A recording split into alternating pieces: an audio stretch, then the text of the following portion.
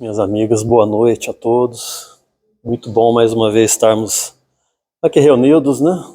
Essa noite fria de inverno, né? Mas a gente vence a tentação de ficar em casa, né? No aconchego, no quentinho, porque a gente vem ter um encontro com Jesus, né? Vem ter essa renovado aviso, né? Que o Mestre vem trazer para todos nós, né? Esse alerta. Já há 2000 anos, né? Ele percutiu lá na Palestina, né, e vem ao longo do tempo, e a gente ainda não absorveu, né? Então, hoje, dia 20 de junho de 2022, né, a gente possa, aqui com muita humildade, com muita, assim, com o coração bem aberto, possamos de novo escutar a mensagem do Cristo e realmente fazer essa sementinha lá dentro de nós, ela germinar, ela produzir realmente numa conduta assim que vai se modificando ao longo do tempo, porque é isso que a gente precisa fatores modificadores na nossa vida, porque senão a gente vai levando, vai indo, a vida vai tocando e a gente não assume as rédeas da nossa caminhada evolutiva, daquilo que a gente precisa fazer, que depende somente da gente mesmo. Ninguém vai caminhar por mim, ninguém vai, né, fazer o que eu tenho que fazer.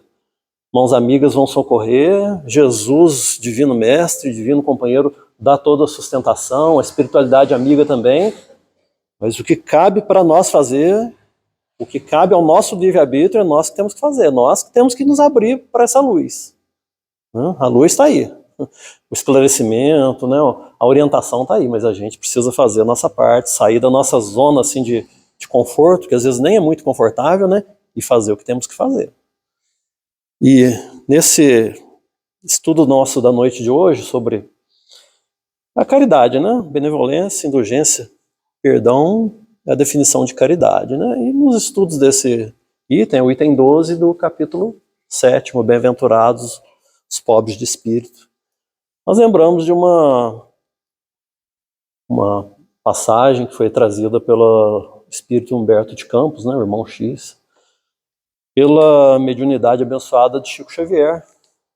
O irmão X, ele conta, lá em Jerusalém, naqueles tempos de Jesus, havia uma mulher de uma beleza assim estonteante, muito rara mesmo, os cabelos negros, sedosos assim, brilhavam assim como uma pedra de ônix, né, que é uma pedra preciosa.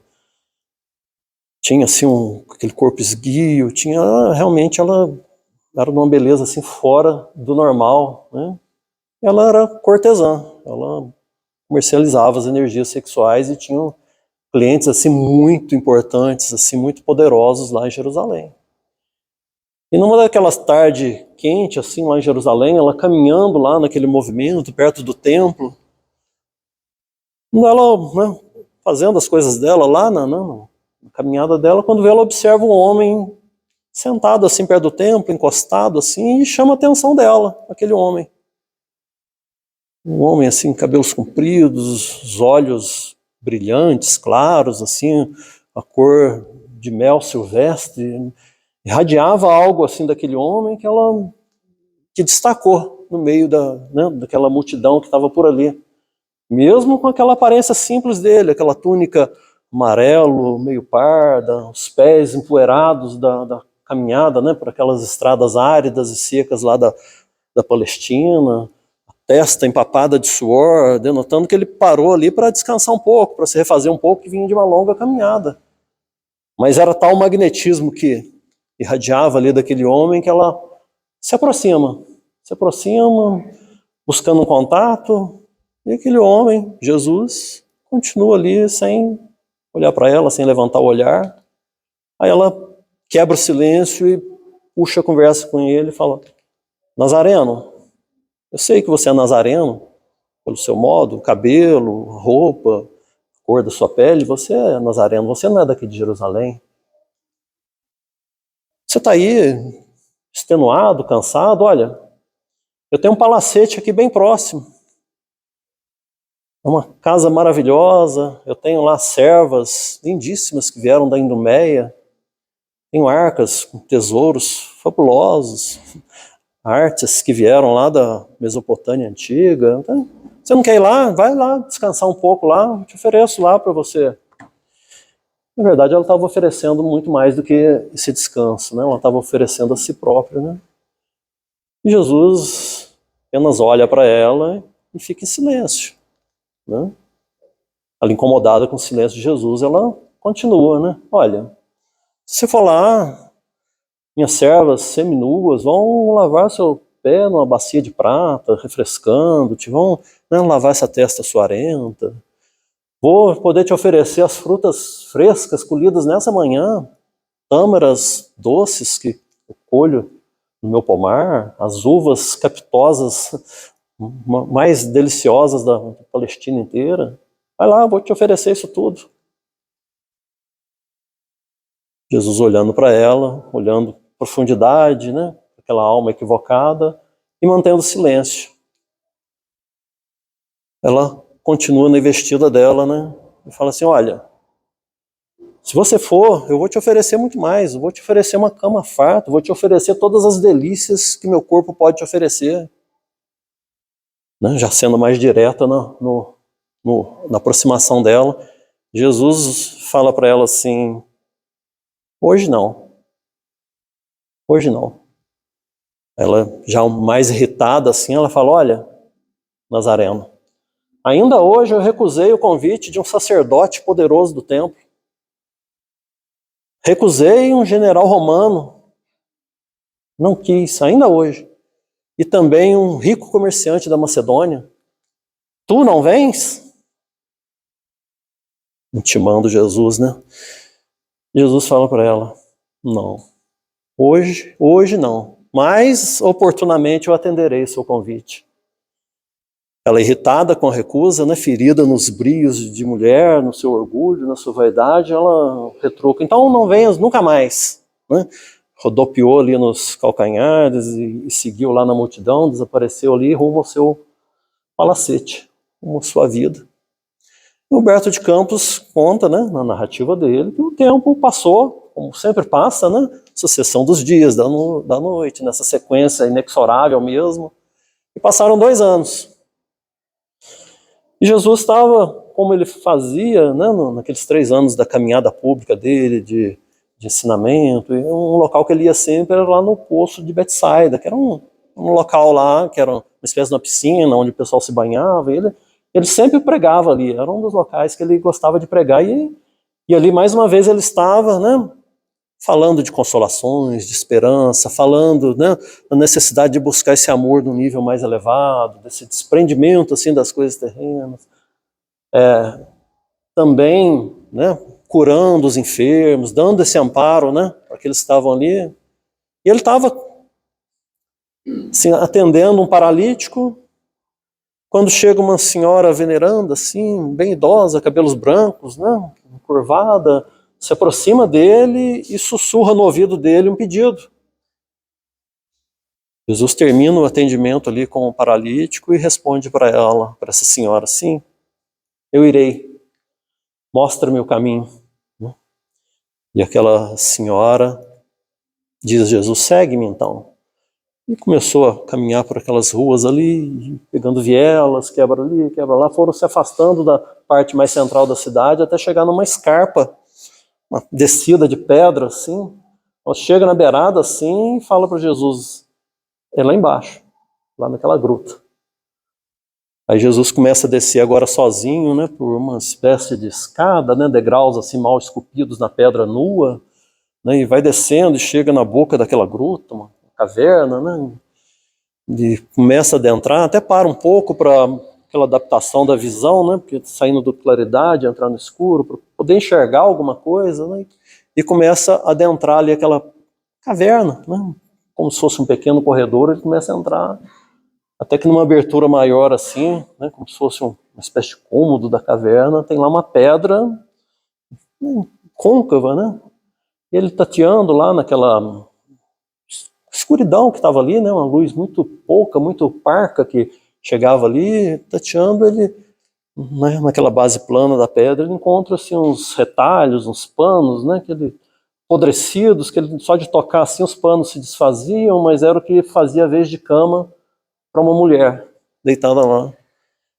ela meio inconsciente, não percebe ali a presença de Jesus. Jesus continua tateando na escuridão, toca em suas mãos, que estavam pegajosas, suarentas, né? Um suor assim denso, indicando uma febre muito alta, né? Jesus vai tocando e acaricia os cabelos daquela mulher, aqueles cabelos desengrenhados, volumosos, né?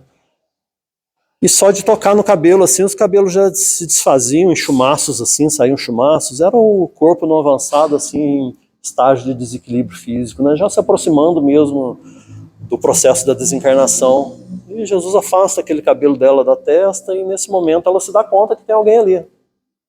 E a mulher fala, foge, foge daqui. Eu sou só podridão, foge daqui que você vai se contaminar. Porque ela tinha lepra e ela queria, né, ninguém por perto para não contaminar ninguém. Aí Jesus diz a ela assim, ó, hoje eu vim atender o seu pedido, o seu convite, eu estou aqui. Aí aquela voz, ela se lembra de 2 anos antes, né, quando ela teve o encontro com Jesus, e ela falou, Nazareno, mas Nazareno, você vem hoje, eu não tenho mais palacete, eu não tenho servas, eu não tenho dinheiro, eu não tenho nada. Não.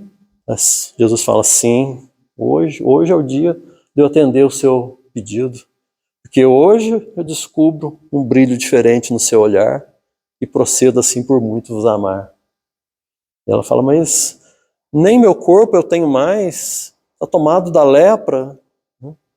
Jesus diz a ela, você não tem o corpo, dá-me tua alma. E Jesus a abraça, né, a aconchega no seu próprio peito, e ali ela vai suspirando até se entregar realmente à desencarnação, e aquela alma alça voa aos céus para novas etapas de progresso, né, novas programações espirituais para continuar sua trilha evolutiva. Essa passagem ela não está nos registros evangélicos, conforme o irmão X mesmo nos diz, né? Porque muito, mas muito mesmo, né? 99% do que Jesus realizou não foi registrado mesmo, porque a vida de Jesus foi inteirinha rica, mas rica assim desses exemplos de benevolência, de bondade, de indulgência, de compreensão. Em cada uma das pessoas, ele não via a pessoa que estava ali errando agora, ele via aquele potencial que a pessoa tem de ser uma pessoa boa no futuro. Jesus é o nosso mestre divino, é o nosso guia e modelo, né? E é assim que a gente tem que proceder, a gente tem que ter um olhar mais indulgente, um olhar mais amoroso para seja qual a situação que for, né? Mesmo aquela situação que nos choca nesse momento. Porque esse nosso tema da noite de hoje nos pede exatamente isso, esse olhar diferenciado, nos pede, ó, seguir o exemplo de Jesus, vamos fazer o nosso melhor para a gente não ficar mais estacionados. O item 7, o capítulo 7, o item 12, que é o nosso estudo da noite de hoje, ele é um item muito grande. Nós reservamos aqui só um último parágrafo para a gente ler e a gente continuar aqui os nossos comentários, nossas reflexões, que eu não falo para vocês, não, estou falando para nós, eu sou, né? Quem fala é o primeiro que precisa ouvir. Então a gente não está aqui na posição de professor, não, a gente precisa juntos refletir, assimilar, caminhar, melhorar, todos juntos, estamos todos numa equipe só caminhando adiante. Nesse item 12 do capítulo 7, lá no último parágrafo, fala assim, é o espírito do bispo de Argel, foi em 1862 que foi psicografada essa mensagem, né? Ele fala assim, ó, pobre raça humana, cujo egoísmo corrompeu todas as sendas. 1862, mas olha a atualidade dessa mensagem.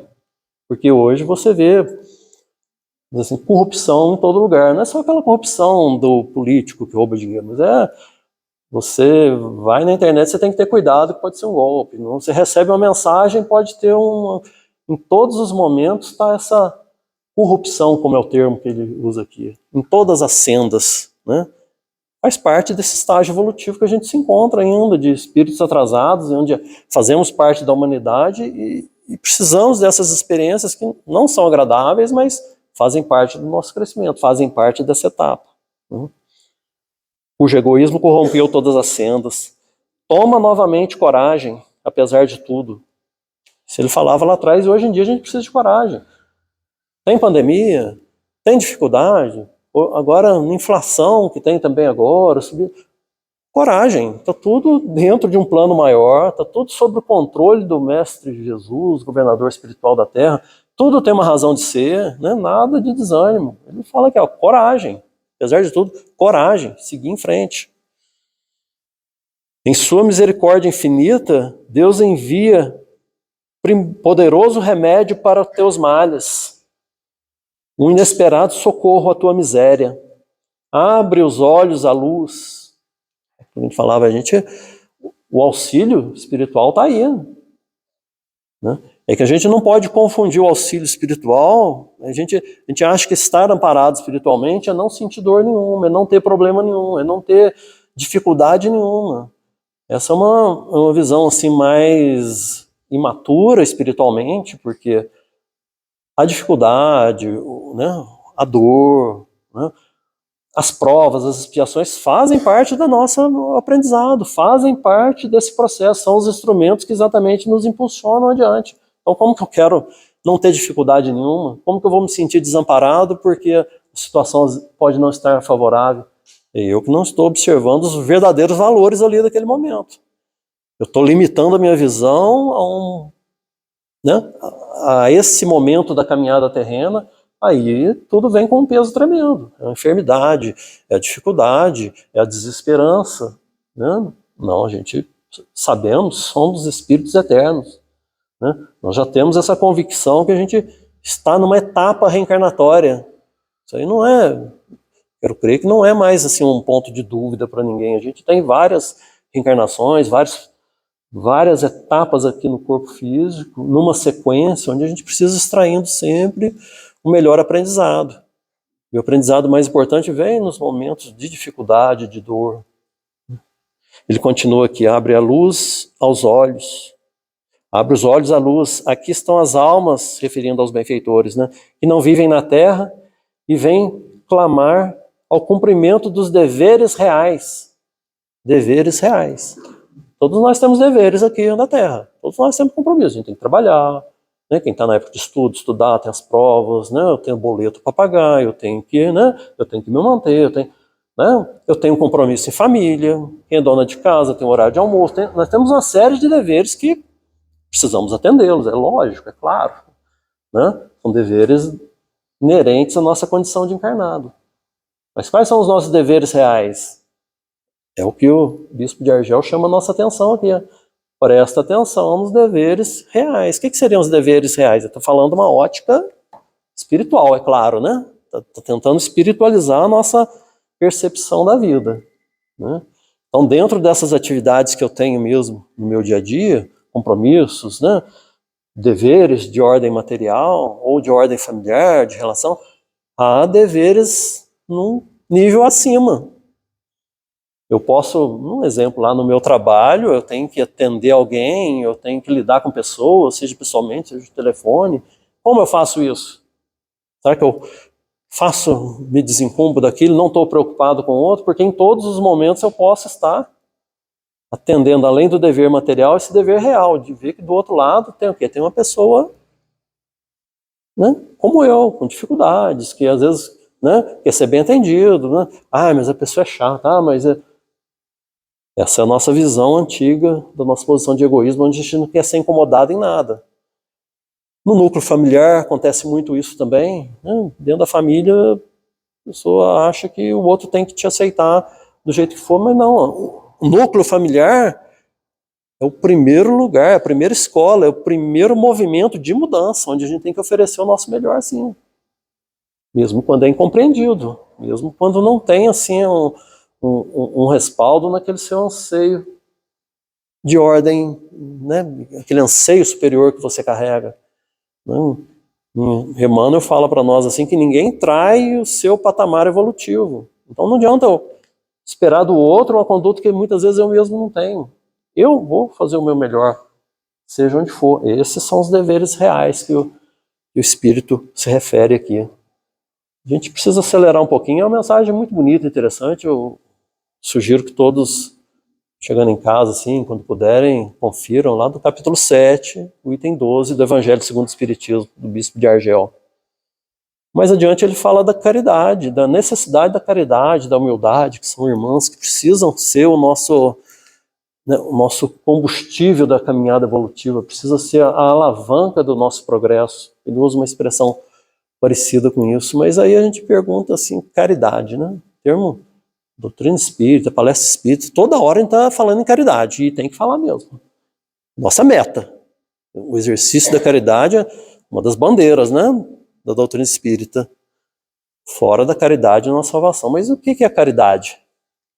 Aí que a gente vai, né, buscar assim, um conceito mais profundo, doutrinariamente, do que é a caridade. Porque se a gente for buscar no dicionário, o que é caridade lá no dicionário? É ajuda ao necessitado. Isso é caridade.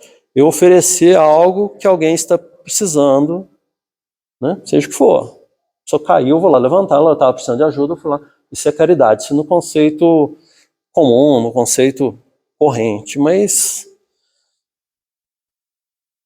e pela doutrina espírita, será que é isso mesmo? Será que é só isso? Porque não é, porque é muito restrito isso.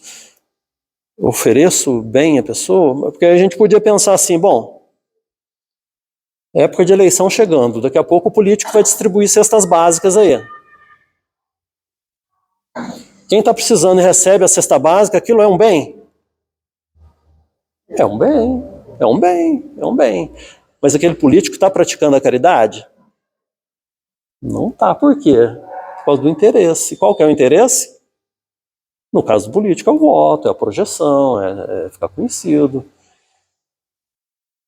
Então a gente começa a diferenciar aquele conceito comum da caridade do conceito espírita da caridade, onde o que é importante mesmo é o motivo, é a razão que me leva àquele ato.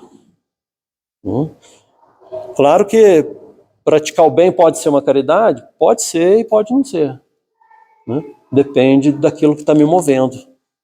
Será que eu quero o bem mesmo daquela pessoa? É isso que está me movendo? Então é caridade.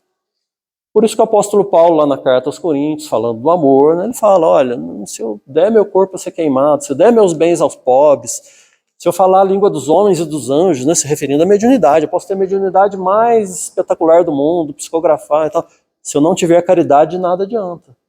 Se eu não tiver esse desejo do bem do próximo. Porque muitas vezes são outros desejos que nos movem. Uns tempos atrás, aí um influenciador digital famoso, aí, ele desceu do avião com um amigo, aí estavam saindo no carro deles assim, viram um rapaz lá com um carro muito velho, que juntava reciclável. Aí ele parou o carro dele, foi lá e deu um carro novo pro cara. O carro dela. Aí, né, já tem já mais de ano isso. Então foi muito falado, nossa, lá deu um carro, mas e aí, foi caridade? Foi um bem para aquela pessoa, né? Sem dúvida, mas é claro que a pessoa visava a própria projeção, então o benefício ali do ato dela ela já recebeu na própria projeção. De cunho espiritual não tinha aproveitamento nenhum essa atitude, né? Mas é assim, praticar caridade com esse veio realmente superior de desejar o bem, não é muito fácil, não é muito fácil, né? Então, que eu comece a praticar caridade, né, esse bem ao próximo, seja por qual razão for. Muita gente morre de medo assim do umbral, né? Umbral, a região, não sabe. Nós já lemos as obras de André Luiz, essa literatura espírita, é uma região de sofrimento onde a maioria dos espíritos passam após a desencarnação, um período mais ou menos longo, todo mundo passa por lá. E tem gente que morre de medo, não quer ir lá de jeito nenhum, aí fala, não, deixa eu praticar caridade que eu não quero passar no umbral.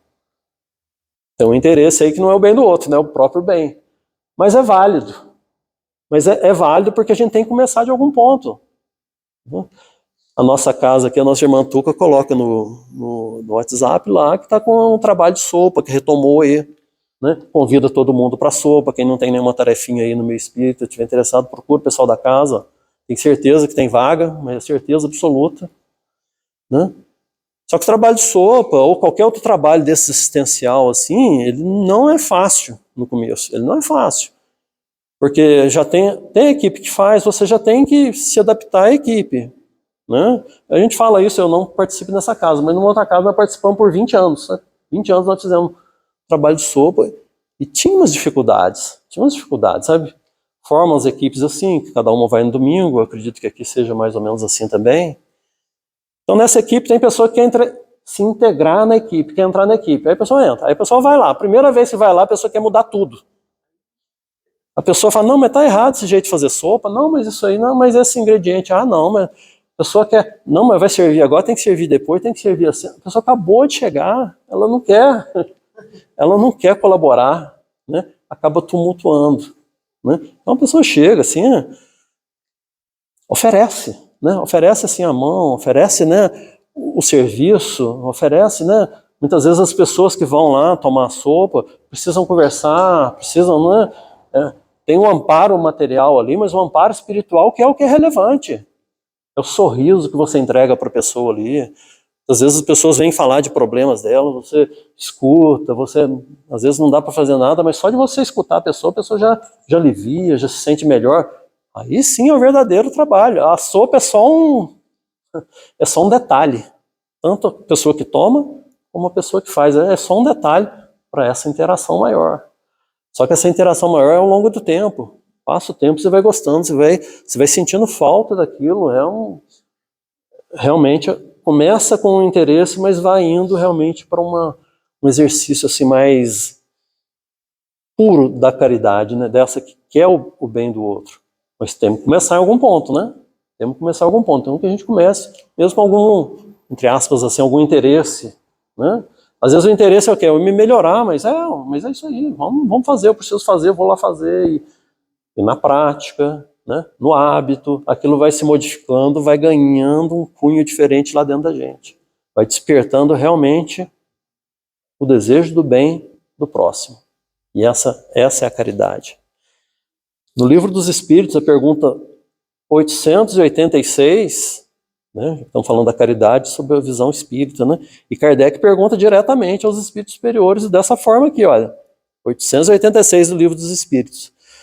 Qual o verdadeiro sentido da palavra caridade?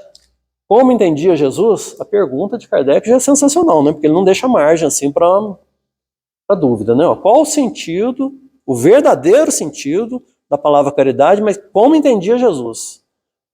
Não tem como ter dúvida, né? Qual é o sentido da palavra caridade para a doutrina espírita, para o evangelho, para Jesus? Quando se fala em caridade, está falando de quê? Os espíritos respondem assim de uma forma até surpreendente, porque a gente está muito ligado assim à questão da caridade nessa entrega de algo material a alguém. Eles respondem assim, benevolência para com todos, indulgência com a imperfeição dos outros, perdão das ofensas. É interessante pensar nisso, porque eu pegar uma cesta básica e levar lá para quem está precisando é uma atitude, é um bem, né, como nós conversamos, que pode ser uma caridade, se eu estou desejando mesmo bem para a pessoa, né, se eu quero, se o meu interesse é realmente na criatura lá. Mas essa é uma parte muito pequena da benevolência. Né? A benevolência, então a beneficência, que é essa entrega material, é uma parte pequenininha da benevolência, que é esse dever que a gente tem de ser bom com todos. Aí a gente lembra de Jesus até com a mulher equivocada lá, ele sendo bom, sendo paciente, sendo caridoso, esperando o momento certo de oferecer realmente aquele amor de ordem superior dele, né? Tirando, mas tem que esperar o momento certo.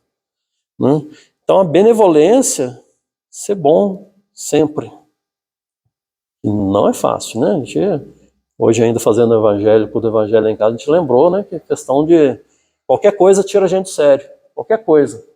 Parece que a gente tem um cachorro bravo dentro da gente, que qualquer coisinha sai querendo morder, sai querendo avançar nos outros. Às vezes é no trânsito, né? São Lourenço é uma cidade pequenininha, tem um trânsito já complicado, né? Leva uma fechada, uma buzinada, a pessoa já quer retrucar, né? No núcleo familiar, qualquer coisa a gente já, né? Duas palavrinhas que a pessoa fala, a gente já perde a paciência, já explode, né? E a pessoa já sabe quais duas palavrinhas que são, já fala o tempo inteiro as duas palavrinhas. é essa falta da gente realmente entregar o bem ao outro, né? Dessa benevolência. Lembrando sempre, né? Benevolência onde eu quero o bem do outro. Como é que a pessoa vai saber que eu quero o bem do outro? Eu te dou aqui alguma coisa que você está precisando. Quem vai saber qual a minha intenção? Ninguém sabe, é só eu com a minha consciência. Caridade é eu com a minha consciência, não é o ato exterior. Não é o ato que todo mundo vê, é eu com a minha consciência. No segundo aspecto dela também, ó, indulgência com a imperfeição dos outros. Nós já falamos aqui, estamos nesse mundo aqui que é um mundo de provas, expiações. Eu sou imperfeito, você é imperfeito, somos todos imperfeitos. Então a gente precisa ter essa indulgência, ter essa, sabe, saber que os irmãos que estão ao nosso lado vão errar, vão equivocar. Não tem espírito puro aqui, não tem. Né? Se tiver algum espírito puro aqui na plateia aqui, me desculpe, né? Não faça exceção aí. Não tem. Somos todos imperfeitos, somos todos necessitados assim dessa indulgência um dos outros. Quem é que vai saber se eu estou tendo indulgência ou não? Ninguém, só a minha consciência. Só esse registro íntimo meu que vai saber. Você está sendo um acusador ou você está tendo indulgência? Né? Você liga a televisão, vê um noticiário da internet lá, é só notícia cabeluda, é só a gente emite as opiniões. Ah, nossa, isso, nossa, cafajeste, olha. Será que é uma conduta indulgente? Não é que a gente tem que ficar alheio às situações, não, mas ficar fazendo juízo de valor o tempo todo e, né, apontando o dedo e criticando é uma conduta que vai contra a indulgência. E no terceiro aspecto aqui, perdão das ofensas. Perdão das ofensas é caridade. Quando eu estudei o livro dos Espíritos e deparei com isso, eu pensei, mas perdão das ofensas é caridade? Perdão das ofensas é caridade. Perdoar é a caridade. Porque assim, por que eu tenho às vezes a necessidade de perdoar? É porque eu me sinto ferido em alguma coisa. Ferido no quê? Na vaidade, no orgulho, no amor próprio, no meu egoísmo. A pessoa me atingiu com alguma coisa, aí não vamos nem entrar no mérito aqui se a agressão foi real ou não, se foi eu que sou melindroso, não vamos nem entrar nesse mérito. Mas foi atingido essas inferioridades que eu tenho em mim. Então, quando eu combato isso através do perdão, é um ato de caridade. Mahatma Gandhi, né, ele era hindu, ele não era cristão, né, mas era o verdadeiro homem de bem que o Evangelho fala lá pra gente. Né? E uma vez perguntaram para ele assim, Gandhi, você tem facilidade assim de perdoar as pessoas? Aí Gandhi falou assim, não, eu nunca perdoei ninguém não. Nossa, mas Gandhi, esse modelo de bondade, você nunca perdoou ninguém? Eu falei, não, nunca perdoei ninguém não. Mas como você nunca perdoou ninguém? Eu falei, eu nunca me senti ofendido para precisar perdoar alguém. Olha o nível que ele estava, é um nível que a gente precisa alcançar também. E diminuindo essas nossas suscetibilidades, né, da vaidade, do orgulho, né, do absorver melhor os impactos, as agressões que vez por outro chegam, é um ato de caridade também. O tempo corre, a gente teria mais coisas assim para falar, mas a gente queria encerrar aqui com uma história muito conhecida, né? Quase todos devem conhecer, mas não vale a pena a gente relembrar uma história do Chico. E falando dessa questão mesmo de benevolência, indulgência, perdão das ofensas. Né? Isso foi lá na década de 40, em Pedro Leopoldo ainda. E o Chico, ele sempre, a vida inteira, um amor assim, que ele tem pelo ser humano, assim, pelos irmãos de caminhada, ele tinha também pelos animais, sempre. Um amor assim mesmo, muito intenso pelos animais, né? E lá naquela época ele tinha uma cadelinha lá, no curso normal da vida, ela foi ficando velha, ficou muito doentinha, a cachorrinha, né? Ficou doente, aí começou a dar muito trabalho a cachorrinha, mas muito trabalho mesmo, ela chorava de dor a noite inteira. Então, Chico trabalhava de dia, de noite ia para o centro espírita, estava uma fase assim de psicografia intensa, né? Década de 40, ali foi quando a obra mediúnica do Chico realmente foi a produção assim, mais sensacional mesmo, os grandes romances espíritas, né? Aqueles 5 de Emmanuel, a obra de André Luiz, toda foi a produção assim, mediúnica de mais alto nível foi ali, nessa fase. né? Então o trabalho vinha madrugada dentro, né? Reunião, atendimento às pessoas, psicografia. Aí ele chegava muito madrugada, alta madrugada em casa, e tinha que ir lá cuidar do cachorro ainda. A cachorrinho chorava, e tinha que limpar a cachorrinha, dar um alimento na boca da cachorrinha, que tal, né? E ele fazia aquilo com o maior amor, era um prazer para ele, não tem problema. É 4 horas da manhã, não tem problema, eu gasto 1 hora aqui com a minha cachorrinha. Mas aí tinha uma pessoa lá que morava com ele, uma irmã dele, que ficava incomodada com aquilo. Falava, nossa, o cachorrinho tá molando o Chico, esse cachorrinho tá dando trabalho pro Chico, o Chico já faz tanta coisa. Né? Aí a pessoa pensou assim, vou resolver o problema, Chico, vou resolver o problema. Ela foi lá e deu veneno pra cachorrinho e matou a cachorrinha. Né? É como um elefante que vai colher uma rosa assim no jardim, né? Vai lá e destrói tudo para colher a rosa, né? Não pensa assim nas consequências, né?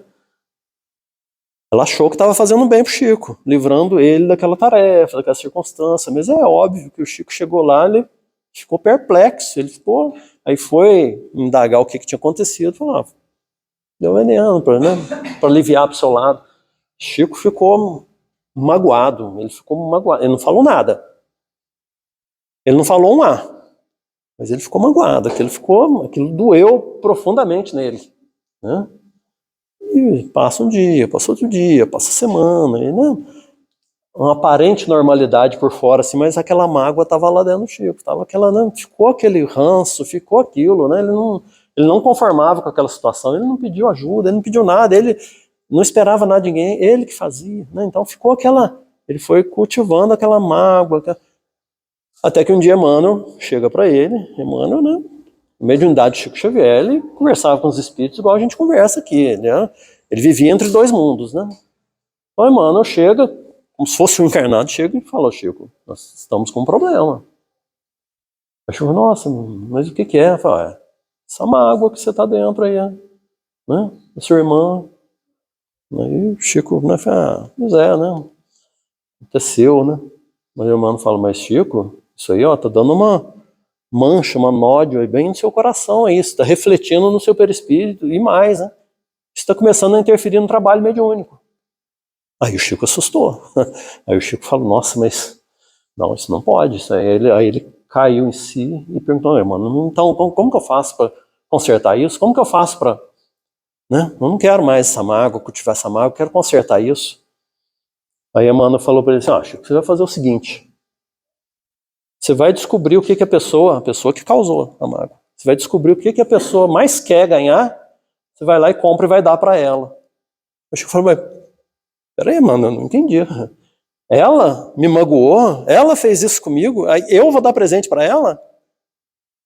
Aí Emmanuel falou para ele, Chico, essa receita não é minha, essa receita é do Cristo. Retribuir o mal com o bem, fazer os outros, quer que os outros façam, né? Aí o Chico foi, então tá bom, vamos lá, né? Foi lá, descobriu o que a irmã queria, era uma máquina de costura. Máquina de costura em 1940, pessoal, era um negócio absurdamente caro, mas era muito, muito caro, sabe? Mas não tinha televisão, não tinha geladeira, era máquina de costura, era o trem mais caro que tinha. Né? O Chico, né, era o que a pessoa queria, foi lá e comprou, né? Parcelou em 4 reencarnações, mas foi lá e comprou a máquina e deu para a irmã dele.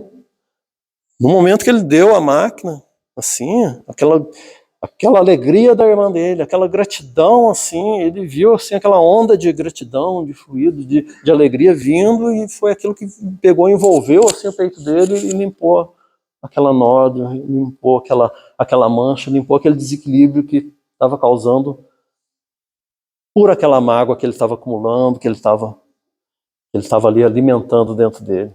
Então, Chico é sempre, né, um exemplo, né, assim, até mais próximo. Jesus é o nosso guia, modelo, né? Mas Chico ele é sempre mais próximo da gente, né, nos dando esse exemplo assim de benevolência, indulgência e perdão. É fácil? Não é fácil não. Nós precisamos do esforço, precisamos do livre-arbítrio nos conduzindo para a gente tomar aquela atitude, aquela decisão que realmente vai nos conduzir a um patamar assim diferente de evolução, de aprendizado, de caminhada, onde vai render muito mais assim essas experiências que a gente vive aqui no corpo físico. a gente possa guardar bem nessas lições da doutrina espírita, lá no Evangelho segundo o Espiritismo, do exemplo de Jesus, do Chico, para a gente conseguir ter força, coragem de exercitar isso no nosso dia a dia. Não é fácil, mas com a ajuda do Mestre amado Jesus a gente consegue. Muito obrigado a todos, viu? Boa noite. Bom retorno a todos.